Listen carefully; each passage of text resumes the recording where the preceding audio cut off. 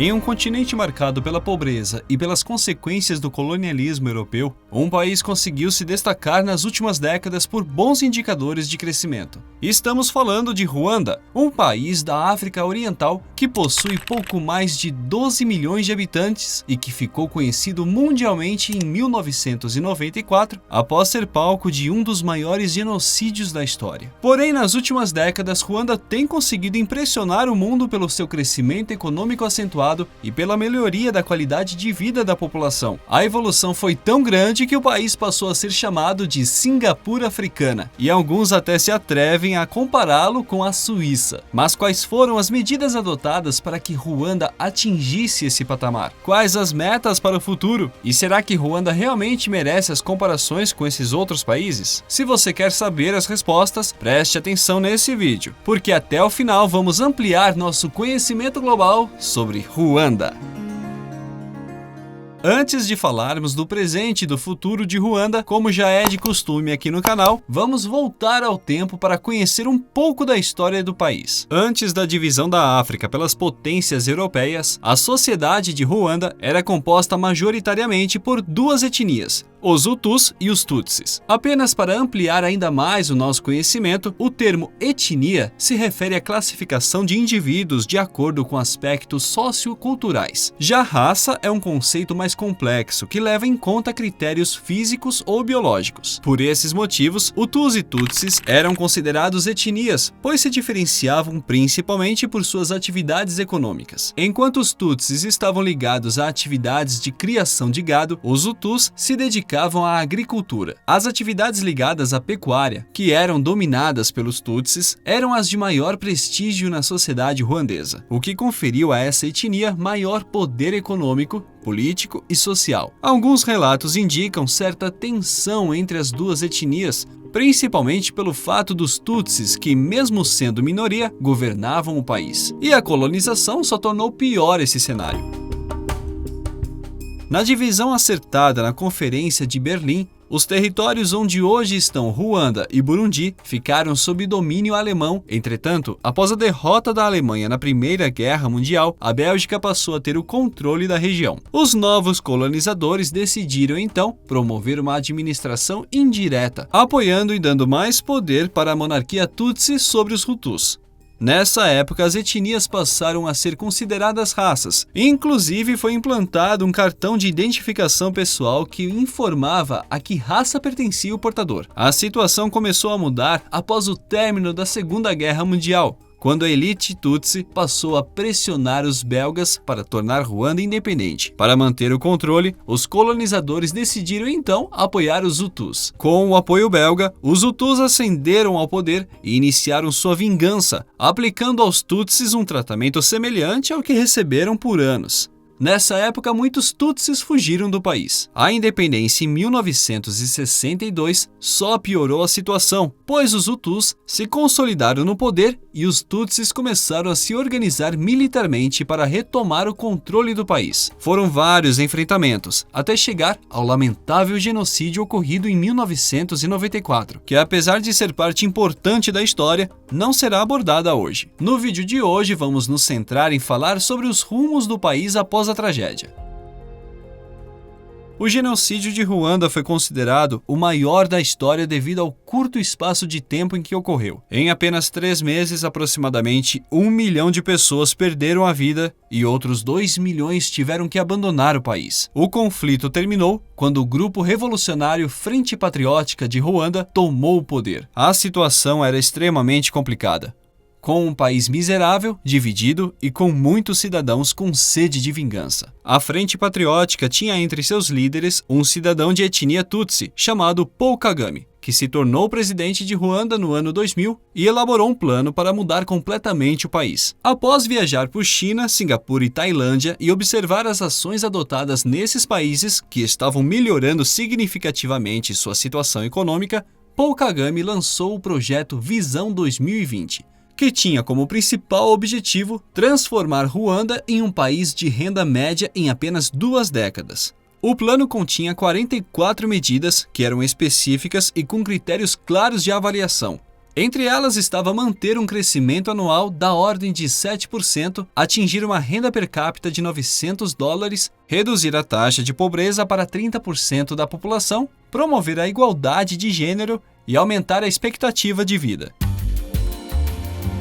Um dos pilares adotados pelo governo foi o de substituir doações por investimentos. Vários países do continente recebem ajudas internacionais e acabam se tornando dependentes por vários motivos. E para deixar de receber ajudas e atrair investimentos, a melhoria da segurança era fundamental. Para evitar um novo conflito étnico, uma nova constituição foi aprovada e foi proibida qualquer referência às etnias.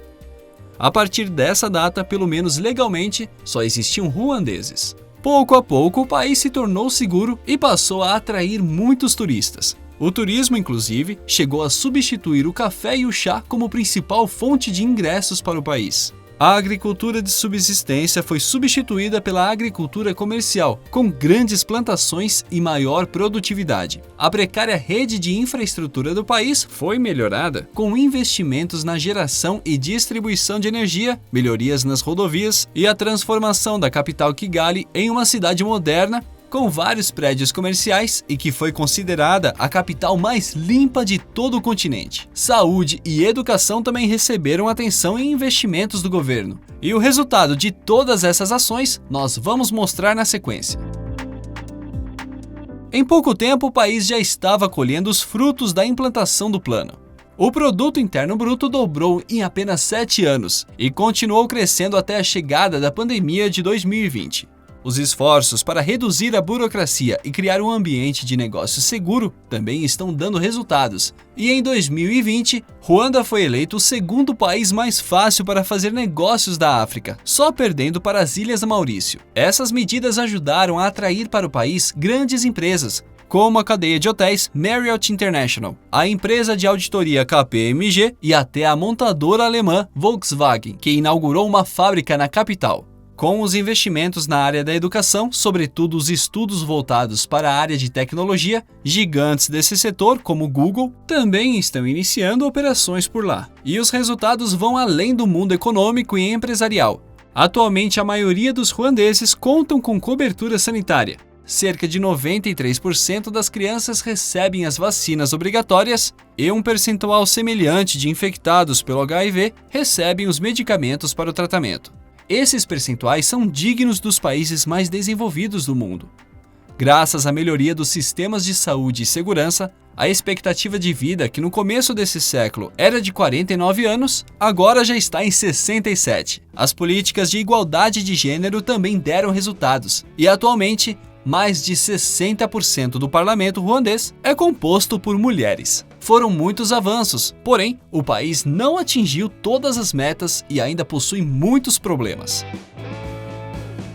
Apesar do salto registrado no PIB per capita, que saiu de menos de $260 para 833 nas 2 últimas décadas, mais da metade da população ainda vive abaixo da linha da pobreza.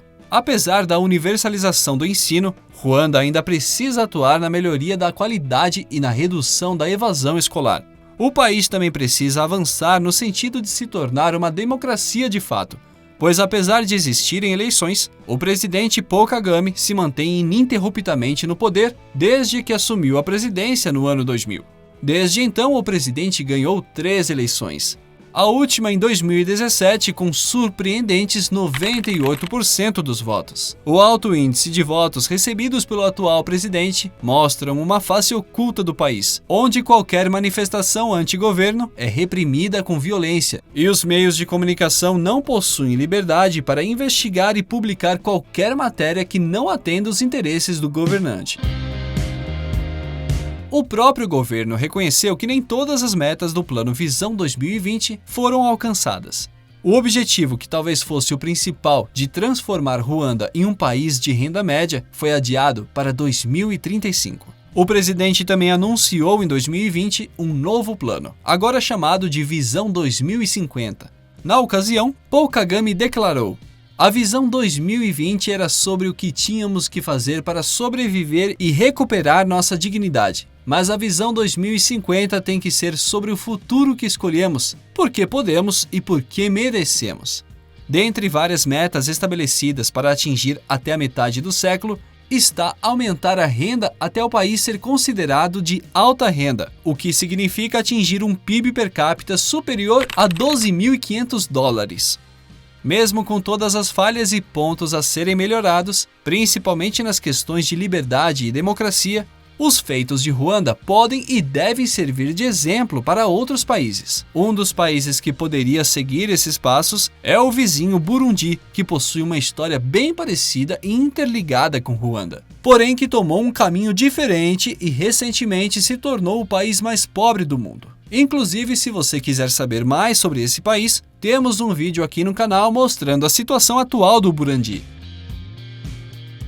Talvez as comparações com outros países não façam sentido devido ao passado de Ruanda e das condições que o país enfrentou, mas já servem de indicativo de que o país está indo na direção correta. E agora, como sempre, é a sua vez.